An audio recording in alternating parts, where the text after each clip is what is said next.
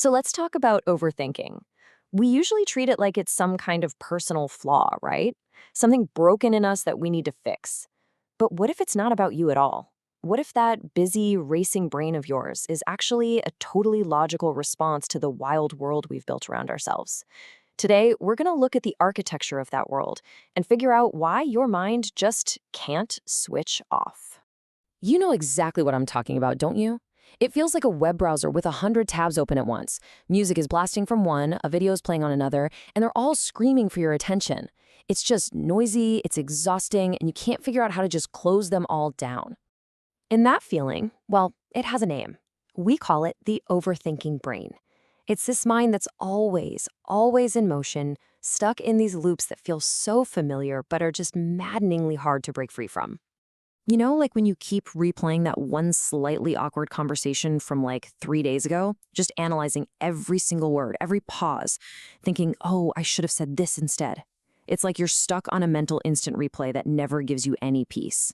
Or maybe for you, it's jumping into the future. You're mapping out every single possible worst-case scenario for something that probably won't even happen. Your brain turns into this prediction machine that's just stuck on the disaster channel 24/7. And then you've got all these little things, the mental static. Did I lock the door? Oh no, did I actually hit send on that super important email? They're just these tiny little worries that pile up and create this constant low-level buzz of noise that makes it impossible to ever feel truly rested. Now, the easy label for all of this is, of course, anxiety. And look, that's a very real word for a very real feeling. But what if we decided to look beyond that symptom for a second, to understand the actual structure that might be causing it in the first place? And that's a perfect description of the feeling, right? The worry, the nervousness, the unease. It's a totally valid experience. But you see, this definition, it describes what we feel, the emotional state, but it doesn't really get to the why. And this is the question that changes everything. We treat anxiety like it's the source of the problem. But what if it's not the problem? What if it's just the alarm bell? A signal that's desperately trying to tell us about a much bigger issue in our environment. This right here is the big reframe at the heart of all of this. Over on the left, we have the symptom we all know, anxiety. But over on the right, we have a potential cause that we almost never talk about, hyperconnectivity. This suggests the problem isn't something inside your head. It's a condition of the world outside of it. So let's really dig into this idea of the hyperconnected mind. Because, our brains haven't really changed all that much in thousands of years. But the environment they have to operate in, whoa, it has been completely and totally transformed. This is the water we're all swimming in now, a state of constant, high-volume connection. And it's not just about being online. It's about the sheer, overwhelming amount of information, alerts, pings, and social stuff our brains are being asked to process every single minute of every single day. I really want you to let this idea sink in for a second. Your brain isn't broken. It's not failing you. It is a healthy system doing exactly what it was designed to do. It's trying to make sense of the world around it. The problem is the world around it has become absolutely overwhelming. So how does this actually work? How does the architecture of our modern, connected world directly build the architecture of an overthinking mind? Come on, let's break it down. I mean, just think about where all this information comes from. It's the endless scroll on your social media feeds. It's the breaking news alerts that never, ever stop. It's the constant dings and pings and buzzes from our phones.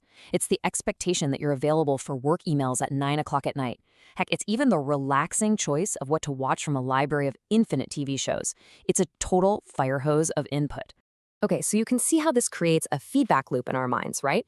First, you've got that constant flood of information we just talked about. This leads directly to cognitive overload. Your brain literally doesn't have the bandwidth to process it all in a meaningful way. So what does it do? Well, it tries to help. It desperately tries to find patterns to connect the dots to create some kind of coherent story out of all the noise. And that very attempt to create order from chaos, that is overthinking.